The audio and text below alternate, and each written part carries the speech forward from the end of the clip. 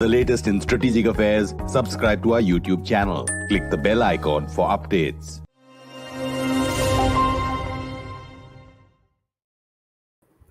This is StratNews Global. I'm Amitabh Revi, and you're watching The Gist.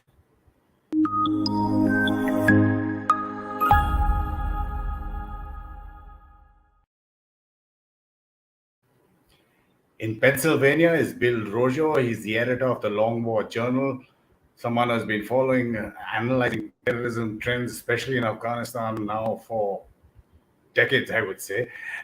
And also he is a senior fellow with the FTD, the Foundation for the, what exactly is it, Bill, for It's FDD? Foundation for Defense of Democracies. For Defense of Democracy. My apologies for forgetting that.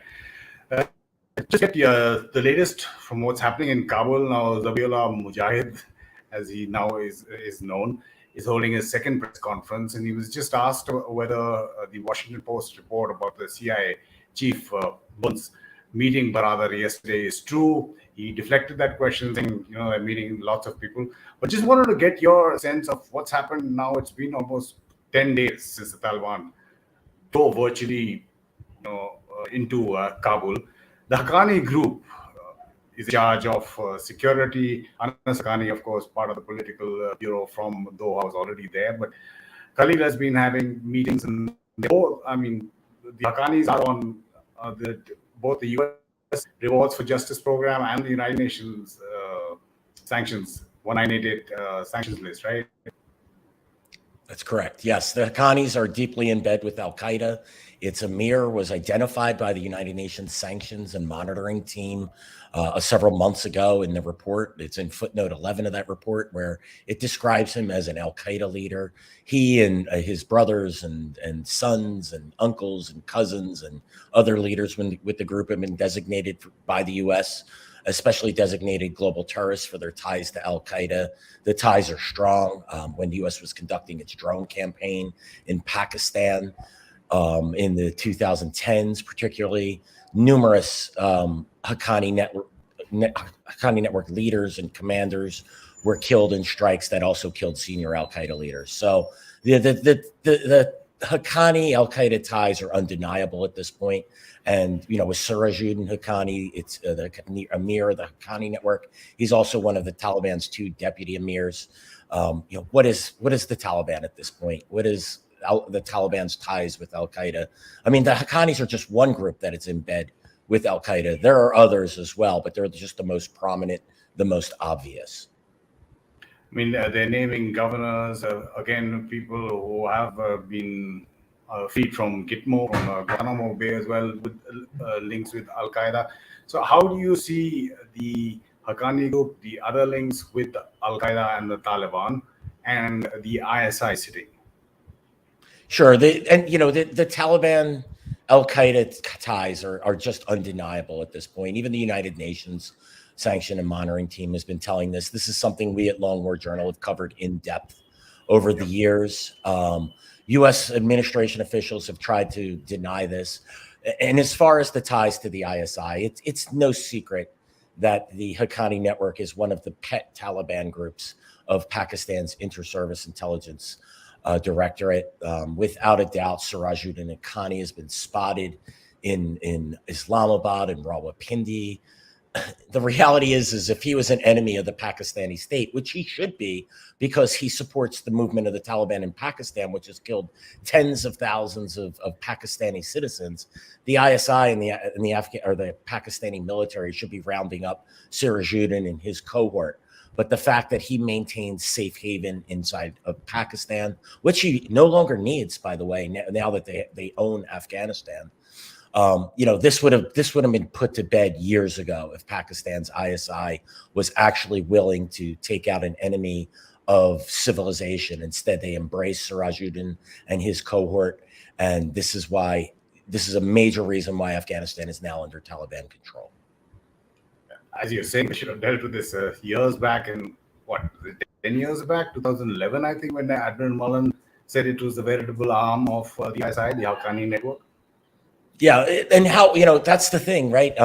And Mullen, who's called himself the greatest friend of Pakistan, You know, he knew this, and yet they still tried to befriend Pakistan. They tried to get them to change.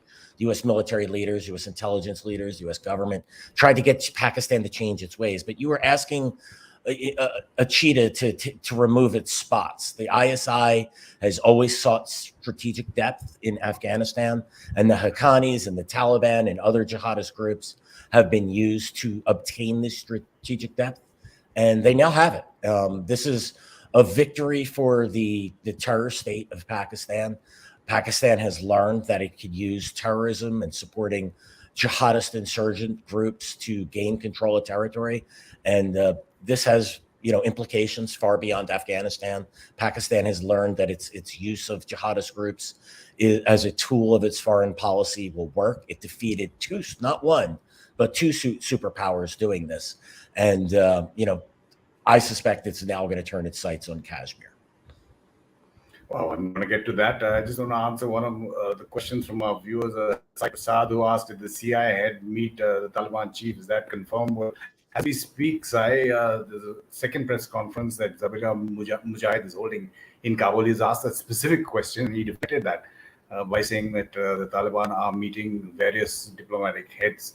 But it seems likely in terms of, you know, that self-imposed August 31st troop withdrawal deadline that Joe Biden has set. But since you mentioned Kashmir, I want to get your thoughts on that. You do think that the next target will be Kashmir? Has India learned from the past when that was the case? So, and on the first question about the Taliban meeting with the CIA director, multiple American news sources are confirming this. I can't personally. I have no doubt the U.S. has been conducting a wave of servile diplomacy with the Taliban that's led by Zalmay Khalilzad and previously Secretary Pompeo and now Secretary Blinken. They're doing everything they can to cover this withdrawal from Kabul and not take a casualty. As far as like Kashmir has always been in the sights of the Pakistani state, right? But I think what I was trying to get at here is I think you're going to see a renewed effort. You now have an excess of jihadists. Once the Taliban can establishes and cements its control of Afghanistan, there is still a small resistance there that they will have to attempt to crush or try to get them to surrender. But you're going to have this glut of jihadists who are going to be seeking their next jihad, and Kashmir is a natural outlet for the Pakistani state to allow them to ply their work. In India, I hope India has learned its lessons and is able to lock down that border and do what needs to be done to secure Kashmir. Because if these fighters are able to get through, we have battle-hardened Taliban and al-Qaeda and the alphabet soup of Pakistani jihadists who have fought against the U.S. and now the previous Afghan government inside Afghanistan. They're going to be setting their sights on Kashmir. Now, I mean, since then, we've seen how India has reacted to terrorist camps across the line of control and the actually international border in Pakistan. Firmly hope it doesn't reach that stage again.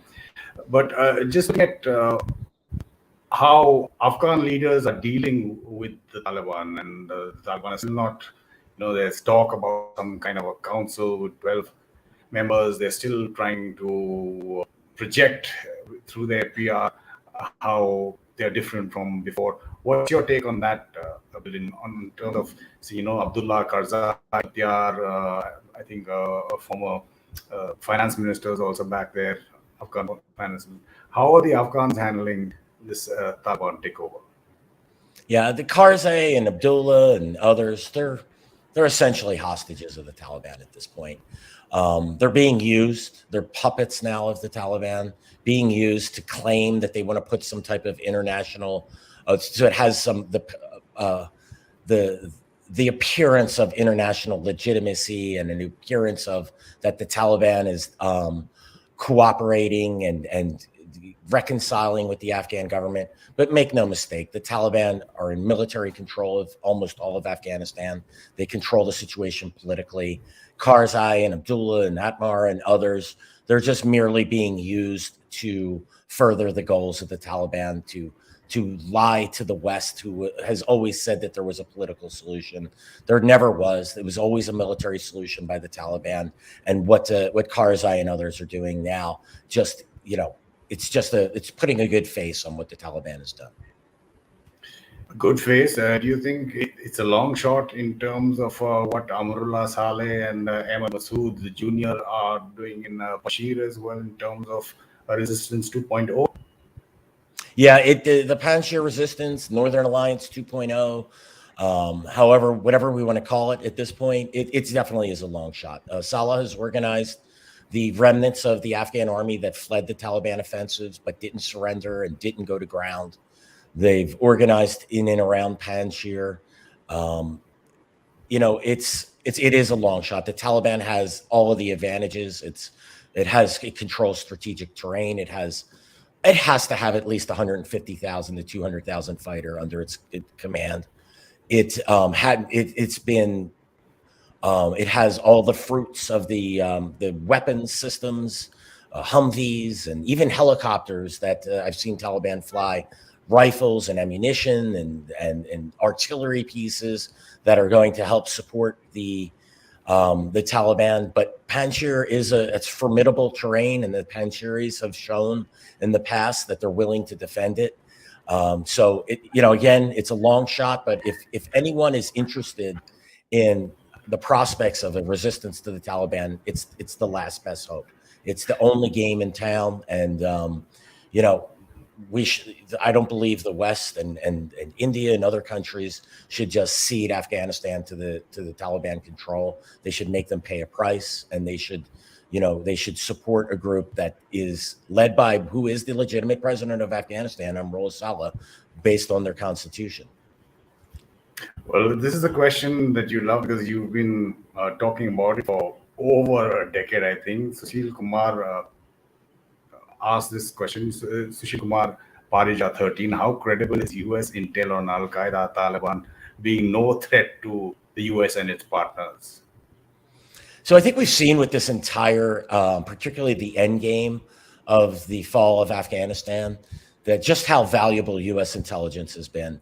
Look, for 6 years, between 2010 and 2015, U.S. military made the same estimate, military and intelligence services, 50 to 100 al-Qaeda fighters.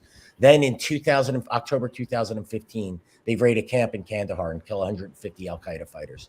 Then they raised the estimate to 200 to 300. That number is far too low. Al-Qaeda is embedded with the Taliban. It's often difficult to tell the difference between the two. Look at the Haqqani relationship that we discussed earlier, the Haqqani al-Qaeda relationship. That's but one group. There's others. Mullah Zakir's faction has close ties. Amin al-Peshawari, who runs the Peshawar Shore and operates in eastern Afghanistan. He's been listed as a joint Taliban and al-Qaeda leader who runs a madrasa, the Ganj madrasa in Peshawar. I mean, these ties run deep. And where does al-Qaeda end and the Taliban begin?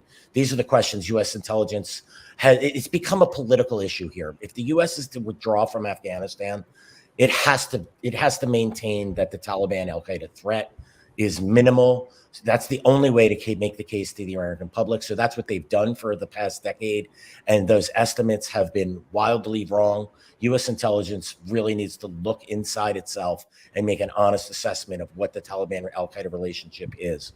Until they do so, you're going to just continue to hear garbage statements like al-Qaeda is gone and they're not a threat and they're not in Afghanistan. Well, a link to that, we've seen a lot of travel by U.S. officials. Lloyd Austin, the Secretary of Defense, gone to Southeast Asia now. It's the Vice President Kamala Harris. Varun Pratap asking this question. What are your thoughts about the setbacks for the U.S. Because of the Afghan debacle? Will it prevent allies and potential allies from trusting the U.S. when it comes to forging strategic partnerships? Yeah, one of the things that my colleague Tom Jocelyn and I always say, if what happened in Afghanistan stayed in Afghanistan, if the U.S. just lost that war and there were no impact to the wider world, then the U.S. could just sort of shrug this one off and say, well, we tried, but we lost, but no big loss. But that's just not the case. Aside from the boon to global jihadism, U.S. allies are now getting whispered into the ear by Russian and Chinese diplomats, and they're saying things like, "Look how the U.S. treats their allies. They're not going to be there for you." If you'd think that Taiwan and countries like the Ukraine and other places, Georgia, that are allies of the West, aren't very concerned right now, you aren't paying attention. These countries they just watched the United States lose a war in Afghanistan, lose it in humiliating fashion, and then President Biden, in the process of doing this, threw his allies under the bus. Whatever we think of of Ashraf Ghani, former president of Afghanistan, and the man is plagued with problems. A president doesn't do that to another man who just lost a war, to a leader of a country. He doesn't doesn't call the Afghan military cowardly and that they were unwilling to fight when tens of thousands of Afghan soldiers and policemen and others died fighting for their country to help the United States secure Afghanistan. What happened here is reverberating through the capital of every ally and friend of the United States across the globe. These pictures that you see, if you want to talk about, I think it's a Badri 313 unit actually in Kabul, security, dressed up as any special forces from any first world power. If you want to talk about your thoughts on the Taliban and its special forces, which you've again been for years. Yes, again, when I started reporting on this and showing videos of their camps and their training, I had numerous people in the U.S. military and intelligence establishment mock this, right? They're not good. That's Mickey Mouse. Well, here we are today. The Taliban took over Afghanistan. Units like Badri 313 and what they generally call Afghan Special Forces, the Red Unit or the Blood Unit. These units have been at the tip of the spear of the Taliban's military operations. They ground down Afghan forces. They went toe-to-toe with Afghan commandos and beat them in cities like Helmand and Kandahar, and in key districts, even before the battle began in May. In Badri 313, this is a group, again, tied to the Haqqanis. The Haqqani network was promoting the Army of Badr, which Badri 313 is clearly part of, back in 2011, and talking about them, how they launched suicide operations on the Continental Hotel back in 2011. That was this group. That was the beginnings of this group. And these are very effective forces. Were they good enough to stand up against U.S. special forces? They went toe-to-toe at times and probably took their lumps, but the U.S. has taken casualties in fights against the Taliban as well. The reality is they had to be good enough to beat the Afghan security forces that were trained by the U.S. military and Western militaries, whose commandos, special operations forces teams from the West would go on raids with, and who were highly spoken of. And the Taliban special forces have played a major role in the Taliban's victory. We're seeing these pictures, of course, were pre the ANDSF collapsing. All that equipment, which is now in Taliban hands, and we have a separate video of wads of currency, and of course we do know all the MRAPs, the Humvees, the small arms, the helicopters, and possibly even the Tucanos. Some reports suggesting they're going back to Pakistan. Would they fall into other people's hands? How do you read that situation? As far as reports of American equipment going back to Pakistan, it's possible. But remember, the U.S. has supplied the Pakistani military with a lot of hardware. I don't know that the Pakistanis really have a need for hardware coming out of Afghanistan, or what the purpose would be. Perhaps it's some sensitive communications equipment or night vision equipment. But my guess is that, if Pakistan wanted to pass this on to, say, Russia or China, particularly China, that they over the years, enough of this gear has passed through the Taliban's hands that the Chinese probably have gotten this equipment and expected it. The Taliban, it's more valuable to the Taliban in maintaining their control of Afghanistan. The U.S. inadvertently, by abandoning the Afghan army, inadvertently armed the Taliban army. That's what we have here. What we might see too is some of these weapons going to various jihadist groups. For instance, jihadist groups like Islamic Movement Uzbekistan or Jundala or Turkestan Islamic Party to wage their jihads in China and Uzbekistan and Tajikistan, or perhaps these arms wind up into the hands of jihadists in Kashmir. That's also possible. But in those cases, it'd probably be like small arms and, or machine guns, and you're not going to see Humvees and helicopters and Super Tucanos, items like that, crossing borders. I think the Taliban's going to covet those weapon systems. They're going to need them if they're going to keep them operational to salvage parts, because let's face it, the Taliban doesn't have a supply line to get new parts for helicopters, airplanes, or Humvees. I think the next question you would have got tired of both asking and answering. This is Mandeep Singh who says, why doesn't America sanction Pakistan?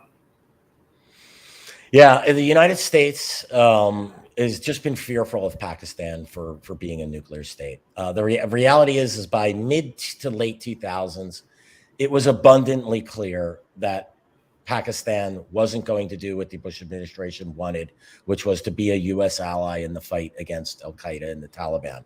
And instead, instead of the U.S. trying to put the hammer down on Pakistan, and part of this was because the U.S. supply lines went through Pakistan to get to Afghanistan.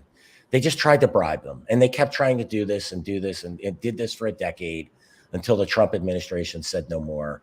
But in the end, U.S. policymakers in Washington are fearful. Well, there's two things. They cling to the Cold War Pakistan that was an ally in a region that U.S. had few allies. So there was that issue.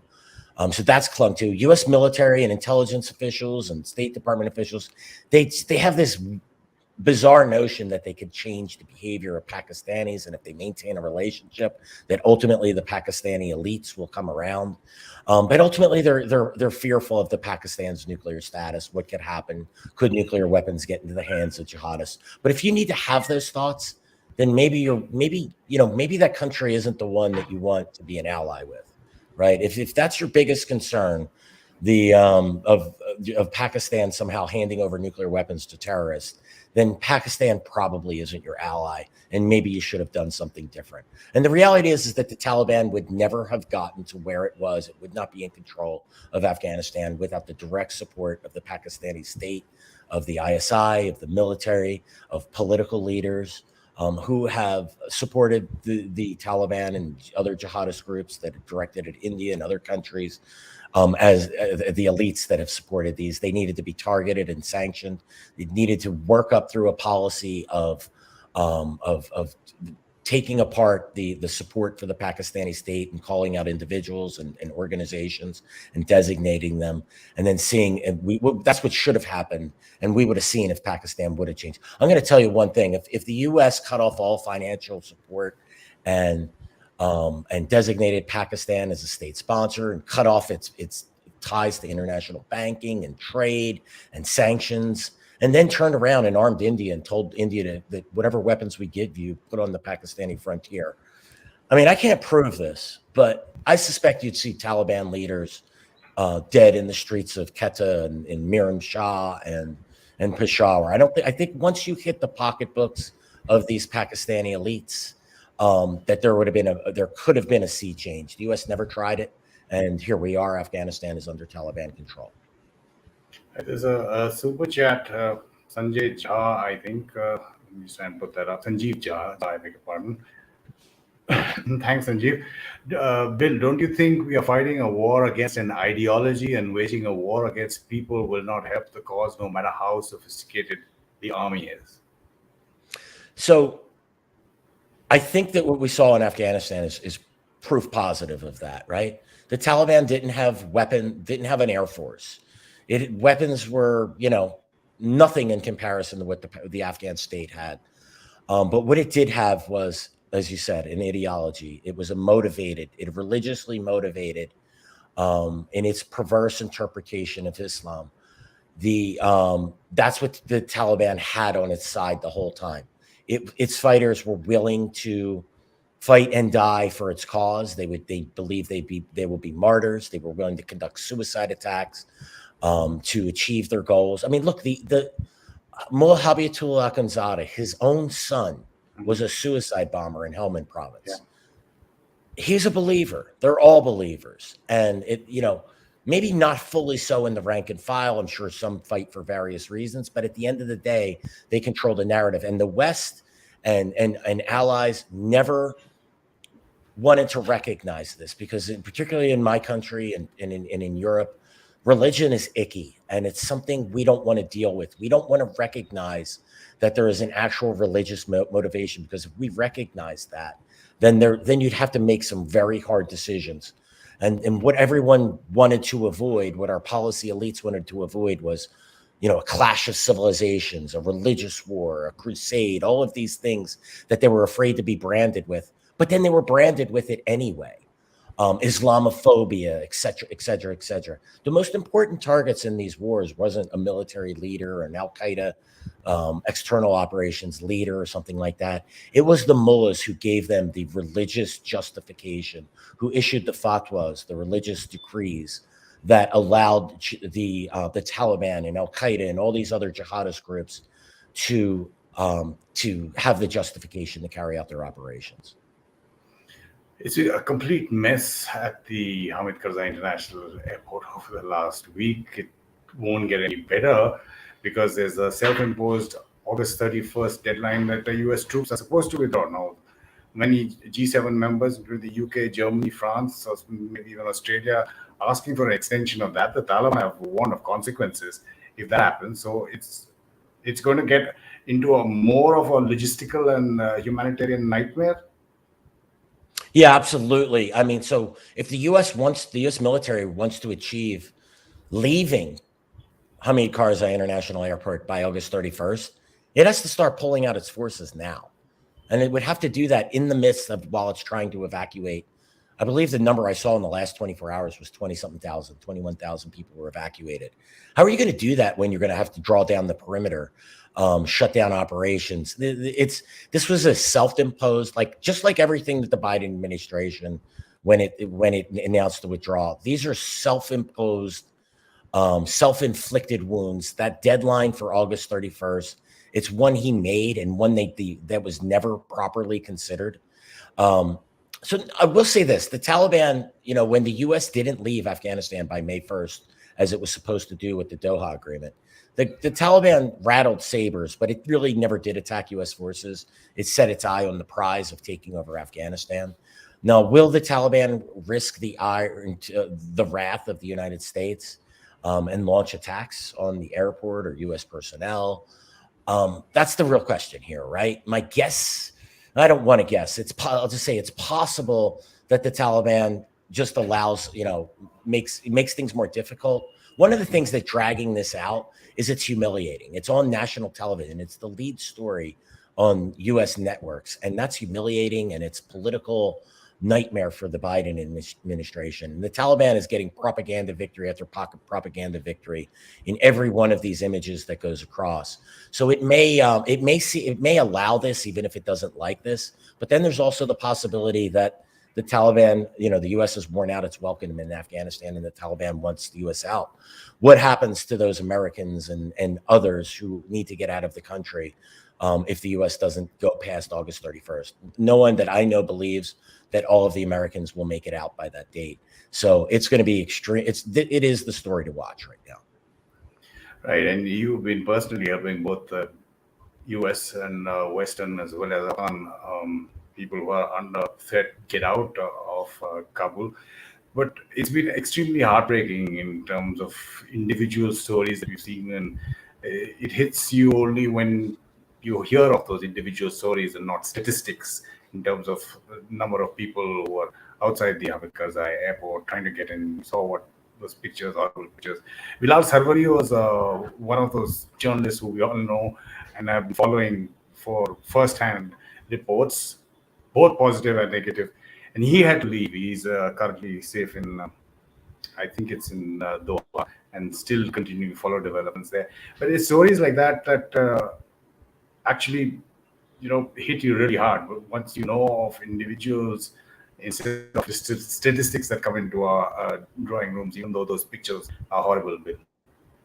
Yeah, absolutely. I had the luxury over the years of covering the war from a high level in the sense of the Taliban's tactics and strategies and U.S. counterinsurgency strategy and the political negotiations and what is the Taliban's objectives and all these high level things. But when the country started to go and you start seeing these images of desperate Afghans, all of that stuff gets set aside and you start seeing the actual reality of the crisis unfold in front of you. And then when you start getting requests from people who shouldn't be asking this of me because of their connections, that they need me to help them try to get Americans and Afghan soldiers and Afghan interpreters and other Westerners, get them assistance, it really became extremely personal.